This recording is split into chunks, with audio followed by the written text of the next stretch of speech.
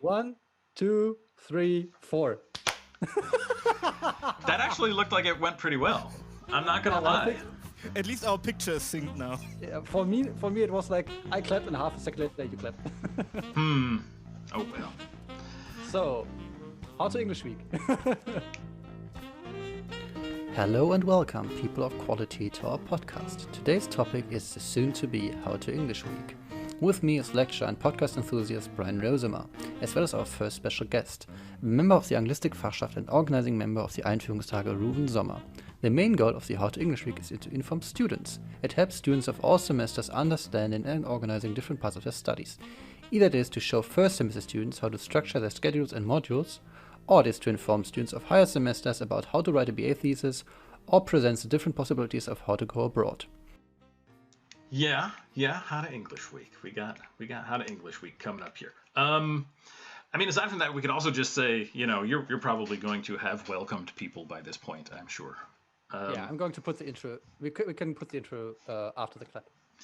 Very good. So, then you introduce me as a podcast enthusiast. True. With a hint to say hello. So, hello, everybody. This is Brian Rosemer, podcast enthusiast and sometimes lecturer. Here with us today, as a very special guest, we know from the Fachschaft, Rouven Sommer!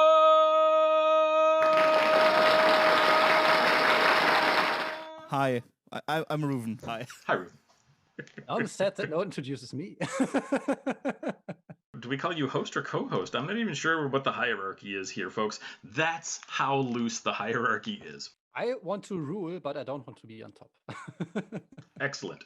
In that case, I'll just say hi, Leon. Leon is here as well, of course. Thank you so much for that wonderful introduction that you're going to record later. And let's get into it. As you mentioned, we've got a couple of things that we would like to talk to the people in our student body about. All of you lovely folks out there in Anglisten land. We have a couple of things that we want to talk about. First and foremost, in this episode, our premiere episode of Anglisten Assemble. Specifically, the Einführungstage, which are coming up very shortly, and hopefully you won't have missed them by the time you hear this podcast. Also, we've got the HowTo English Week, which I will repeat here. Hopefully you haven't missed the HowTo English Week by the time you hear this podcast. But we wanted to drop some knowledge, put some information out there to sort of quash some of the rumor milling that happens. What's going on here with that? What do I do when this is my problem, my issue, when I want information about this or that? So Leon and I decided to have this little conversation to help people out in that situation. So Leon, thank you for your initiative here and your motivation. You are humble and lovable, a gentleman and a scholar. Thanks. Especially the humble part is what I like the most. I'm the most humble person I can. It's my best feature. Dripping with humility, as always. Okay, cool. And Rouven, thank you so much for deciding to chime in and help us out, because we definitely want to have the Fachschaft side of this thing going on top of all of this information. We've also got your organization, which is like the CIA, if you so will, the Central Intelligence Agency of, let's say, the LiLi faculty. Is that a correct assessment or some correct nomenclature for your organization? It's how we refer to ourselves, so yeah, sure. I mean, I guess I don't know if I really like the CIA as our equivalent, because I don't know if I'm a big fan of the CIA, but That's fair. I mean, at this point, why will I even bother to record an intro if you say all of this now? Fair enough. Maybe I just discouraged somebody from doing some extra work. Excellent lecturer that I am. All right. So, in that case... to get back at the humble part, right? Yeah, right. Let's talk about humility some more. But before we talk about humility, why don't we go into, the information that we want to get out there. So, certainly, Rouven, as the Einführungstage are coming up, and I think probably there are a select segment of the students that get to know about this. and without wanting to be, I don't know, a haughty, arrogant lecturer person, there are people who are going to check their university emails in time to sign up for this thing. And then there's going to be people who miss the email for whatever reason, lands in their spam folder, whatever. What exactly is the Einführungstage program all about? What do you guys do? What is your connection to it? I mean, the Einführungstage are essentially what you would also in the US have as like Freshers Days, or what you would call it, to welcome new students to the faculty. So it's not just organized by Anglistic, but by the whole faculty, and it's meant to give the students an introduction to the university, the faculty, their subjects. It helps them with their timetables, and kind of most importantly, even though very hard in the current situation, it introduces them to each other so that they can kind of have some first contact among their fellow students. I think especially the connecting to other students part is very important. When I joined the university, I really I was able to talk to other people in my position, in my situation, because I was really scared of what are the differences between university and school. What do I need to do? How do I do this? And how do I contact other people? If there's a group work, how do I approach someone else? Because these are not kids, these are adults. So I need to behave adult-like and do all of this on my own. And to realize that I don't need to do all of this on my own, and to have students or like the Fachschaft help me with all of this was a big help. Definitely. Yeah, and it's also all the information that we give is kind of publicly available on the website. We don't have any secret information anywhere, but we also just try to present to students in a concise way, and especially for those who maybe don't come from an academic background, it's also quite handy that they don't have to figure out everything on their own. And again, social contacts are very important. Sometimes it feels like that the students don't know what they need from the Einführungstage until they are in the second semester and they notice that they missed something, because often we kind of get the questions, okay, what do I need? Yeah, Leon seems to be one of them. He's pointing at himself. We often get the question, what do I need to take? So when do you do the timetables? When do I have to drop in to get the timetable and can vanish again? And the feedback we get later, a few semesters later, is that students, the people they now know in their studies, their friends, are often people they met during the Freshers Days, the Einführungstage, or their first few seminars. So that's why it's very important to kind of be there and be in a room with students who study your subjects. Okay, you already mentioned that things are a little bit different with Corona and everything. The pandemic has changed how this entire process kind of works. I mean, I can only speak out of my own experience when I say, my part in the Einführungstage. I used to have a lecture hall full of people, and I would talk to them about, what Anglistic British and American Studies looks like as a major subject or as a minor subject. The credit points that people need, the modules that they need to complete in order to get those credit points, what courses make up those modules, and things like that. And these are things that kind of neatly translated into a video. It's not so difficult for me to do that in Corona times. But what about the things that happen in the Einführungstage as they normally were? I mean, you already mentioned one, like socializing. That's a difficult thing to do via Zoom. What are some other things that are different, at least in your experience, now that we're doing most things online? I mean, usually we have, on one afternoon, we have kind of an afternoon program where we go to the theater in Bielefeld, where people get a tour, and we go to the Schuke Arena, the football stadium here, and people get a tour and also get a free ticket for the next home game. And the third option is I don't know, is it a culture walk, a Kulturspaziergang, where one tutor takes a group of students around Bielefeld and shows them different cultural institutions, often in conjunction with those institutions presenting themselves, for example, the Theaterlabor or the Bunker Ulmenwald, which is a actually very famous jazz location in Bielefeld, and those are unfortunately things we cannot do. And then in the evening we would go out to eat with everyone who still wants to stay, and also one evening the Fachschaft would do like their own little party or just get together with food and drinks, and all those are things that we unfortunately cannot do this semester. We try to get some like maybe some game night elements.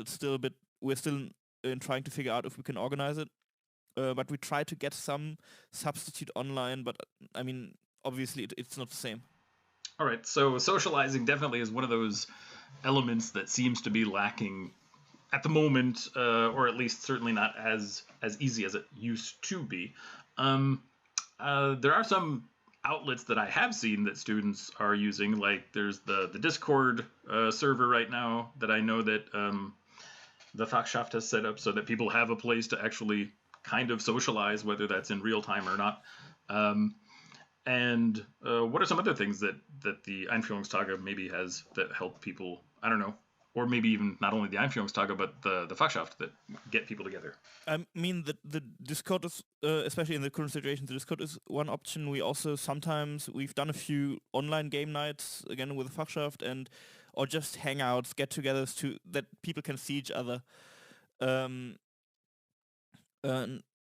Otherwise, we just tried, especially with Discord, we just try to provide some room for students to see each other and to also realize that they aren't alone with their problems. In the Discord especially, we often see that students who are struggling with let's say, studying for the PM4, the BM3 exams, that they can actually group together and see that, we have similar issues, and maybe, then meet up online, or even depending on the situation and the corona numbers, in person. Now, this is what impressed me so much when I saw when I joined your Discord, is that they're not just channels for like playing games, but they're actually channels for questions. Going abroad, okay, can I ask any questions? Or questions concerning the different exams you have to take during your studying of their BA or MA. You can ask questions about PM4 or PM4, at least BM1 and BM2. Basically anything that you write or that you take an exam on, you can ask questions about that. Yeah. And students answer you, not because they get anything from that, but because they want to help you, because they have been in your shoes and they want to help people that are in a situation that they were in before, which is great, because you realize that students are not just people that only care for themselves, but that want to help you. And the Discord makes it possible. And what's great is when we see that other students reply to question, and it's not just us, because it means that they start helping each other. And it's also a very valuable way to actually, for us to kind of see the mood among students, because right now it's very hard. Usually you have what we call the Flurfunk, where you can kind of hear from other students, that in that seminar something like it's not going all that well, or we are struggling with this or that, and these semesters that just doesn't happen. And sometimes we're surprised at the end of the semester that we hear about something where there was an issue and we weren't notified at all. That sounds extraordinarily helpful. And I think it's great that platform is there. So, if you want to shout out a plug for your Discord here, by all means, feel free to. So yeah, join our Discord. We'll send around a link at the beginning of the semester again, because we exchange links every semester, so that, because publicly available Discord links are always a bit dangerous, so we change it up every semester so that we have a new link, and we will send it around at some point at the beginning of the semester.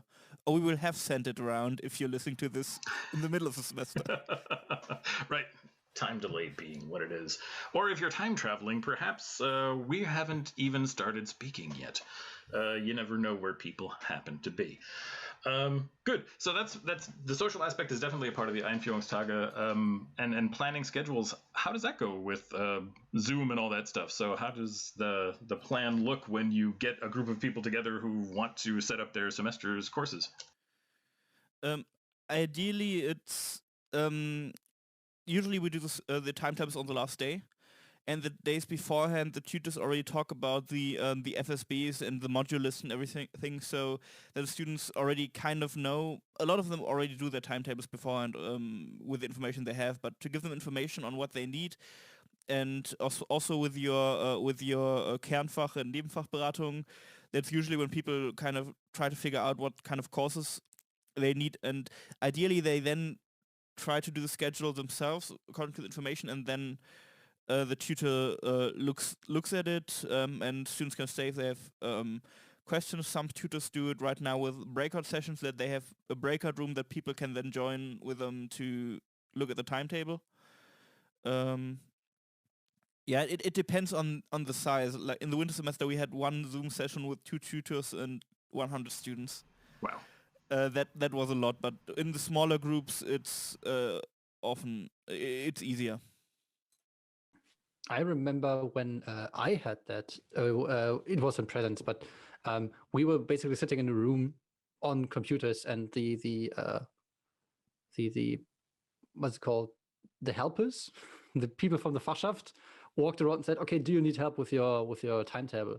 And because I had no idea what I was doing, I was like, okay, yeah, I've never looked at how to create a timetable at the university before. And like, okay, we are going to help you in explaining what you actually have to do.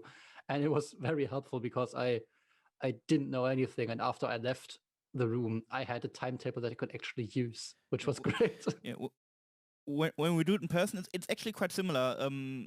Because we don't have a computer room for everyone, when I was a tutor, I used to tell everyone to just bring their laptops or tablets or whatever device you can also do it on your phone, even though the screen's very small, on the last day, and then they just do it, and I'd walk around and look at their timetable. Some would then have like 40 courses in the timetable and tell them to maybe do less. Yeah, but that's actually remarkably similar, just a bit more work because of Zoom. Maybe on that point, I mean, as far as Flurfunk is concerned, or perhaps Discord Funk, I don't know what we're going to call it at this point. Funky Discord, because of the I don't know, the rumors that then start to go around, especially when it comes to creating your schedule. It's kind of weird. We've had certain policies that have changed as far as creating schedules has been concerned over the last couple of semesters. And I just want to get this information out there and proliferate it and spread it as best I can, especially because I am the module supervisor for the BM1 courses, which is language practice, which includes, your ACCRs and grammars and writings and presentations, these courses. In the past, we've asked people not to sign up for more than one of these at a time. And this is something that's actually changed over the last couple of semesters because we have a really big helper in Sarah Reicher, who works for the university and is our computer expert and does everything with course planning in the eKVV, the electronic course catalog, so where you would sign up for your courses. And now we're actually saying, sign up for all of the BM1 courses that you could possibly fit into your schedule. So it could be 40 courses, like Rouven was saying, if that were the case. Just because at the end of the sign-up period, Sarah will go around and actually try to assign the most fair amount of courses possible to any student that has signed up to any of those BM1 courses. So it's actually a helpful thing these days to sign up for as many of those BM1 courses as possible, though I don't think that's always true for every other course. So at least as far as BM1 is concerned, I could say, please sign up for as many as you can, and we'll figure out the mess at the end of the day so that you don't have to. But it should definitely be at times that you can take the courses, not that you get assigned a course and in the end you can't really take it. It would be kind of counterintuitive.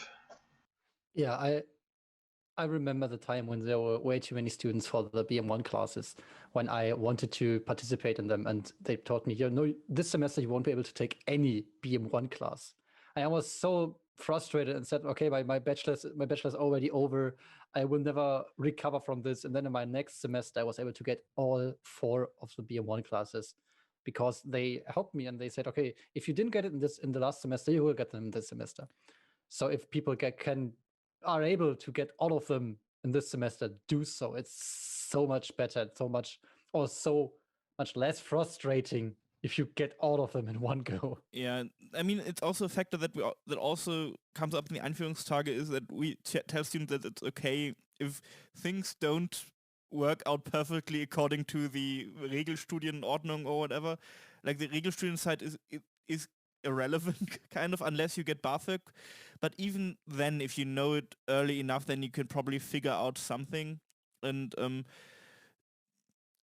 we always have this kind of round of tutors, and I think none of us didn't have some point where they changed their subject, universities, or something about their course of studies, and it's completely okay to change stuff. Or also, it's also completely okay to realize that, hey, maybe it's an Anglistic or whatever you study isn't for me, and I will do something else. That's also completely. People don't have to figure out their whole life at 18.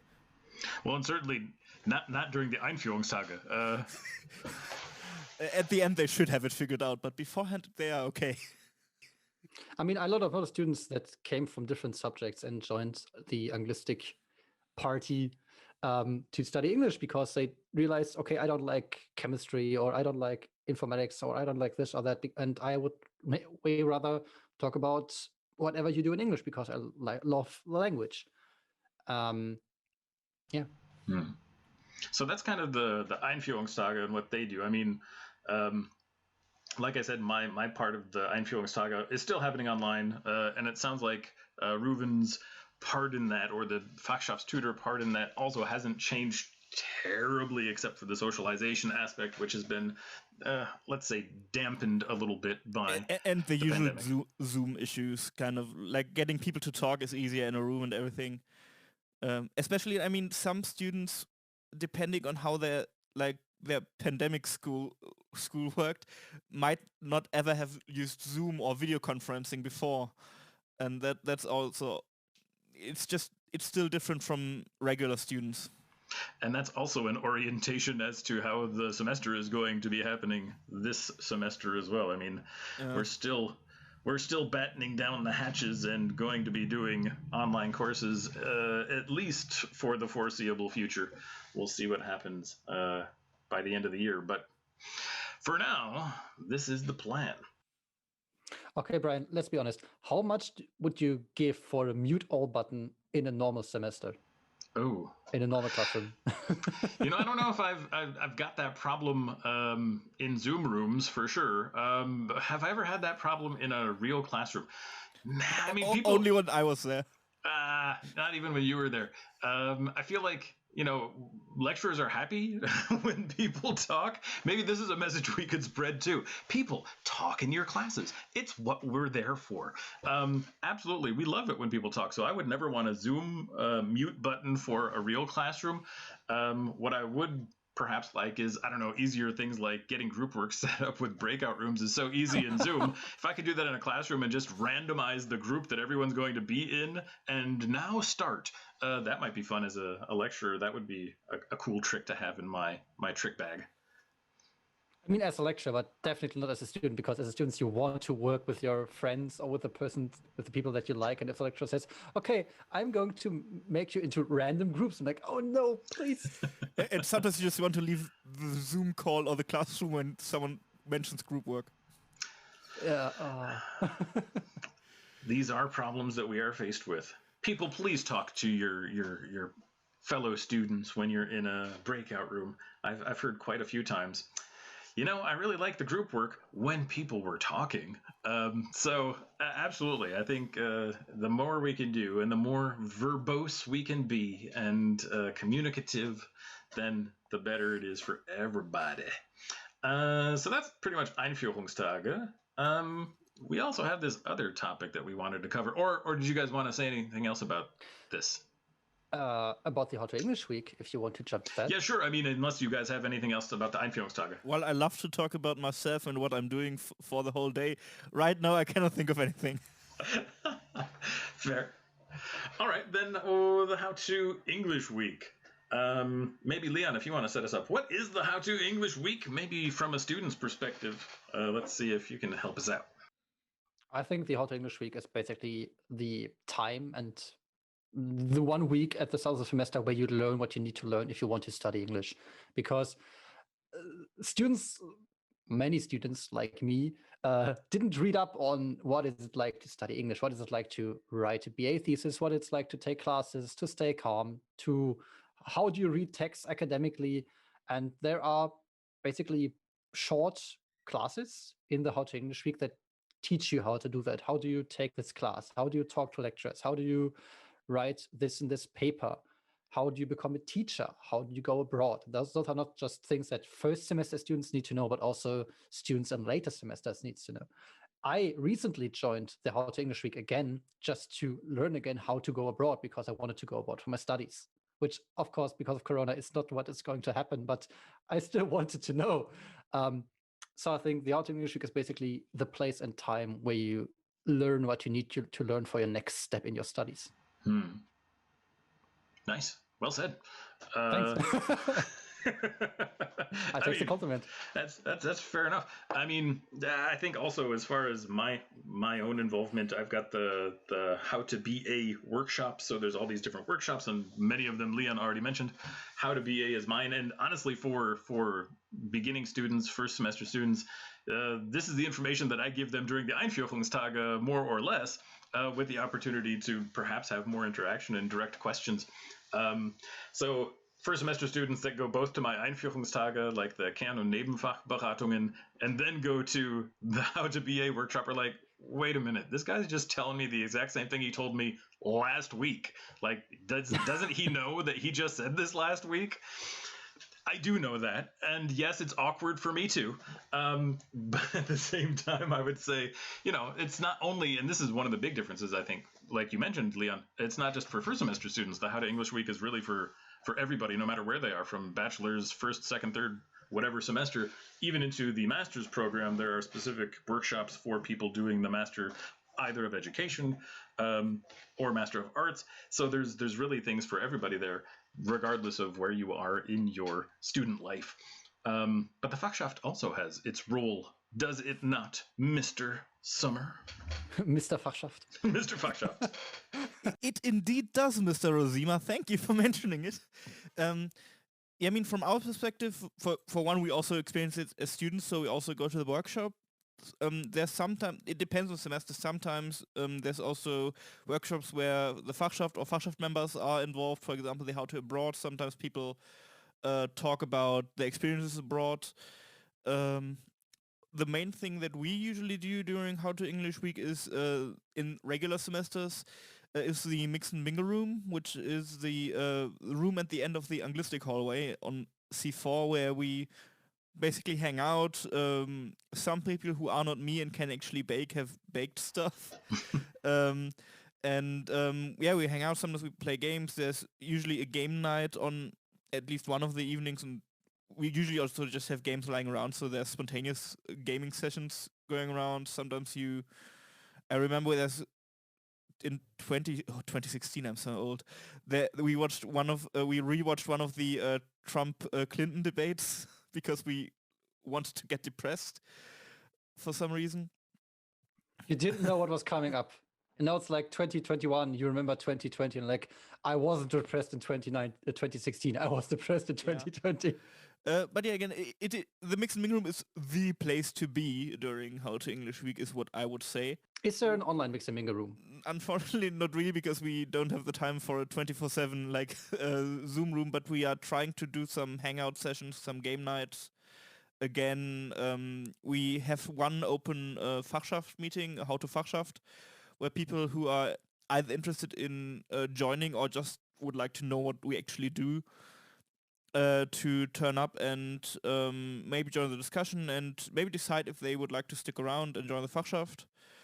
And on at least one other night we do an online game night. While we're at this topic, we have mentioned this mysterious Fachschaft throughout the episode up to this point. Would you like to explain what the Fachschaft even is and what you guys do? Who are these mystery people? Well, I mean, we are the student representatives, some of the Fachschaft, of the faculty's Fachschaft also represent students in like the big committees, the Fakultätskonferenz, which is kind of the parliament of the faculty. But in general, we just we represent students to the faculty, to the university, to the staff.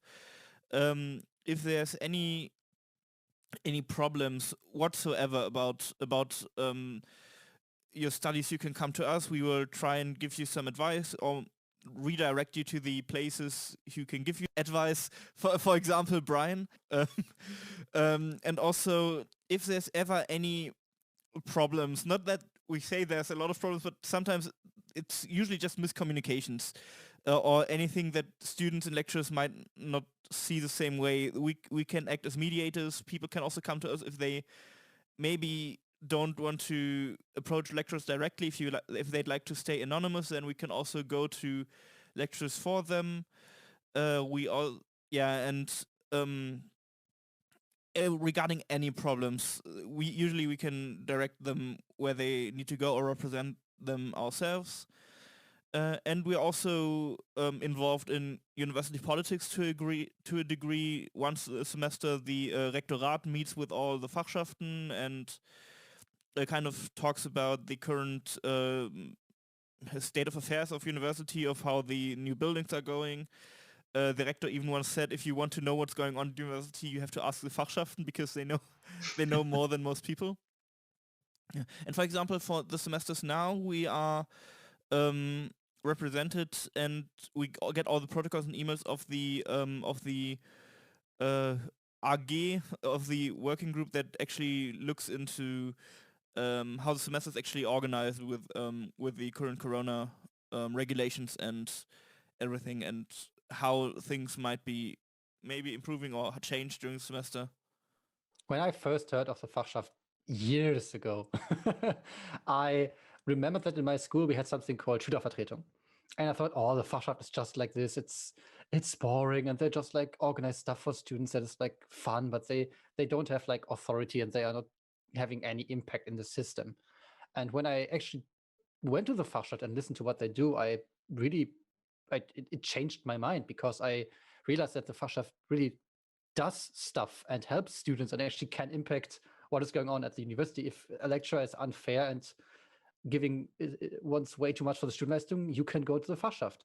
If you need help with anything in your studies or with your Stundenplan, you can ask the Fachschaft. If there is something going on in the university which is completely unfair, you can ask the Fachschaft. They're not just there pro forma, they are there to do stuff, which is great. Yeah, it's we sometimes see that like a lot of students think that we are kind of like a Schülervertretung who's kind of who's kind of there to represent people, just but doesn't have any power. But it sounds a bit arrogant, but we do have some power and authority, because I mean, at least at our university, I know that some other universities are very different, but here usually when the Fachschaft says something, then people at the faculty and even the Rektorat, they usually listen, and then we can find a way to resolve whatever situation we have, whatever it is, whether it's problems with lecturer or even we once talked about how during the current pandemic it's very difficult to get student jobs, Hilfskraftstellen, and also that it's difficult, that there should be like a place to hand in your BA thesis or MA thesis online, like a central place that you don't have to do it via email. And I don't know if it's gonna go anywhere, because that was like in November, but at least they said, okay, we'll look into it and we'll get back to you if there's anything on that. So it really sounds like a broad spectrum of not only fun stuff, but also responsibilities that the Fachschaft definitely has going for them. So, I mean, to me, if I were to sum it all up, it sounds like you're the solutions people. So we are the solution to whatever problem you might have. So here, I guess, again, free space, Rouven. If you want to plug and see about getting some young blood into the Fachschaft rooms and Zoom rooms and Discord places, by all means. Yeah, you can find us on different social media platforms. Instagram, Facebook, usually it just helps to type in Fachschaft Anglistik Uni Bielefeld. You can send us an email at fachschaft-anglistik@unibielefeld.de. You can, well, in regular semesters you can call us. Right now the Fachschaft room is unfortunately not really staffed. But yeah, or you can on Discord, you can if you're in our Discord server, you can just post a question to the Fachschaft there or get in contact with us there. We usually we're quite quick to respond within a day or something, except on the weekend sometimes. We're happy to have anyone ask questions or even join us, which has been a bit harder in the current semesters. That I believe. Maybe to promote the Fachschaft even further after all of this, after the Corona thing is done to a certain degree, I wanted to mention that the Fachschaftraum is one of the nicest rooms in the building because you have very nice seatings, and I love to just hang around with the Fachschaft just to sit on a on a comfortable sofa. Boy, that doesn't speak to the rest of the rooms at the university. I mean, not to do the Fachschaft sofas and chairs a disservice here, but I mean, you don't sit on a sofa to have your lecture or to have your Vorlesung or seminar. That's true. That's true. And as of last year, we also have very fast internet because the university actually installed an access point in our room. Nice. See? So you also get fringe benefits if you're a member of the Fachschaft, apparently. Not that we're trying to oversell this or anything. We would never. But I wouldn't put too much stock in those sofas in the Fachschaft room. I'm just trying to keep it real here. They're not uncomfortable, but I've seen more comfortable sofas. That's all I'm saying. Maybe we could get the faculty to maybe spring for some new sofas in the Fachschaft room. I guess is all I'm saying. Just putting it out there. Faculty, financial decision makers. All right. Aside from that, this is all part of wrapping it up into the HowTo English week. So the Fachschaft is also represented there. All of their information is going to be on that. But maybe just to the form and function of the HowTo English week. At this point, it's literally just a Lernraum Plus. It's a website rather than a series of different and differently located workshops that people could attend live in pre-corona times. And so, if you're really looking to get the information from the workshops, if you're looking to attend anything that's actually live and held via Zoom, you're going to have to get to that website. And so the actual HowTo English Week website is available, as far as I'm aware, directly from the eKVV. You can sign up for that. Hopefully it's already available and visible on the eKVV. I admit I didn't do any due diligence here. It is. If you go to whatever Anglistik study program you are in and scroll to the bottom, there's both the Einführungstage as well as the digital HowTo English Week. Look at that. Look at how organized our Fachschaft is. So yeah, you can get the information directly there. Click on those links, join those courses, put them in your schedule. They're not exactly courses, but that's how it's listed anyway. And then you can get into those websites and actually see how can I participate in these things this semester or possibly later semesters as well. I really like the order in which we have done things because we thought about what could be our first topic, and the first thing we thought about is how to actually manage the eKVV. And we decided not to do that and to talk about the HowTo English Week and the Einführungstage. And now we talk about the eKVV and haven't even talked about how to manage the eKVV and how to actually use it. So let's see how many people that actually know how to use the eKVV can listen to this. After the Einführungstage, everyone. True. Let's hope. And, there are people out there who are, let's be honest, it's old hat for them. There's not only first semester students out there, as much as we love them. There's also even a couple of students that might have a few more semesters under their belts. I'm looking at 2 of them right now in my Zoom room. And, it's available to folks like you as well, of course. And we will do during the Einführungstage, but the BIS, the people who manage the eKVV, also made a very great video about how to actually use it in all the services.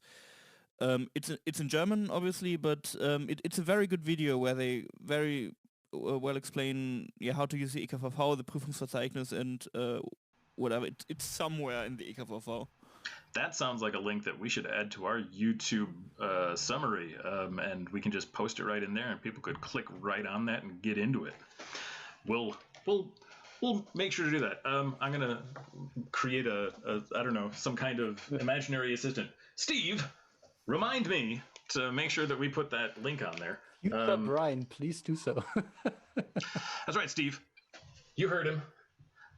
So okay, Steve is gonna be on top of that.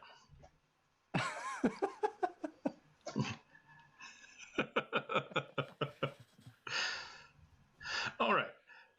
Good. Is there anything else that we forgot to mention about the HowTo English Week at this point?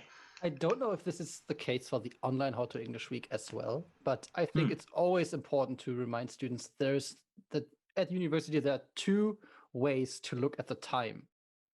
And the HowTo English Week in most cases was, I don't know if it is CT. You want to do us a favor and explain what CT and ST mean?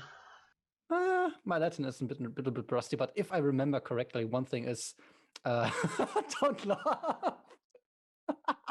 Well, as a person who has a Latinum, I could maybe explain. If you want. So, then do so. Also just because I had to learn it for doing the Einführungstage. I confuse the both of them all the time. Every single time. CT means cum tempore, which would be with time. So anything that's at, let's say, 10 a.m. CT would actually start at 10:15 because you have more time. It's with time. And ST would be sine tempore, which is without time, which means that if it says it starts at 10 a.m., that it starts at 10 a.m. I feel like we just got 10 times classier by you explaining things with Latin terms. I know, right? Isn't this lovely? Definitely. And I think it's a very, very, very important detail that people should remember, because many classes at the university are either CT or ST, or all the classes are either CT or ST. So you need to know which one it is, so you don't arrive way too late or way too early. So you know how to manage your time, because it can change in the Anglistic classes, but it can also change from subject to subject. Yeah, and to have even more fancy Latin, writing things in that way is kind of the status quo at university. Oh. In Latin? I mean, I haven't had to write in Latin for a couple of days here, I'm going to be honest. Days? Yeah, Impressive. well, you know, even thousands of days are days, right? But yeah, good. So we've got our CTs, we've got our STs, and I'm pretty sure that if we're talking about the different workshops that are happening for the HowTo Week, that they will also be labeled as a time, and we should also see the CT or ST on there. If not, it's just the time that is labeled as. So that would be ST. So by all means, check out all of those different workshops that we've got on the HowTo English Week Lernraum Plus website. That's a mouthful. And you'll be able to scroll through all those. Check out the lovely video at the top if you want to see my ugly puss telling you about different stuff. And of course, we've got all of the other workshops beneath that. So keep on scrolling if you want to get more detailed information about any of those specific topics, like different tests, different modules, or even the Fachschaft's information as well, which is on there. Alrighty, folks. I don't want to be a party pooper here, but we've been talking almost an hour, and I'm going to tell you, Papa's ready for a coffee. Is that the part where you now mentioned the coffee sponsor? That's right. You've just reminded me of this Death Clock coffee cartoon commercial, which I thought was fabulously hysterical. Duncan Hills, that's the name of the brand. We're here to make coffee metal. We will make everything metal. Blacker than the blackest black times infinity. So yeah, maybe we should edit a Duncan Hills death metal commercial right here. Do you folks like coffee? Real coffee from the hills of Colombia. Copy. Copyrights. Private Copyrights. institutional usage. We're not making money with this. I'm sure the people at Cartoon Network would be just fine with us using a jingle of theirs. Every time someone mentions like coffee commercial, I remember George Clooney, and I don't know if I enjoy that. Okay, fair. See, I think this is what I'm getting to. It's now free association time, which is probably time for us to wrap things up here. Otherwise, we're gonna get pretty silly. Definitely. But just in case you're interested in death metal, Death Clock, Duncan Hill's Coffee, Google it. All right. Otherwise, folks, Rouven, Leon, always a pleasure and a privilege to hang out with fine folks such as yourselves. And I'm just going to chime out here and say thank you very much, Rouven, for your special guest appearance. We very much appreciate it. Thank you for having me. You're quite welcome. And Leon, always a pleasure to work with you, sir. Thank you for organizing everything and all of your wonderful work thus far. We totally appreciate you. And that's the royal we. That just means me. I appreciate you. Thank you. Also, thank you for participating yourself and for, I think, carrying this podcast, because I think this episode is at least 60-20-20. If you look at how much someone has talked in this episode. So thank you for that. Fair enough, y'all. All right, then at this point, I will say thank you to everybody. Hopefully you're able to precipitate into the Einführungstage and the HowTo English Week. And this is Brian now signing off and saying goodbye. Bye. And hopefully you'll join us again at some point for Anglisten Assemble.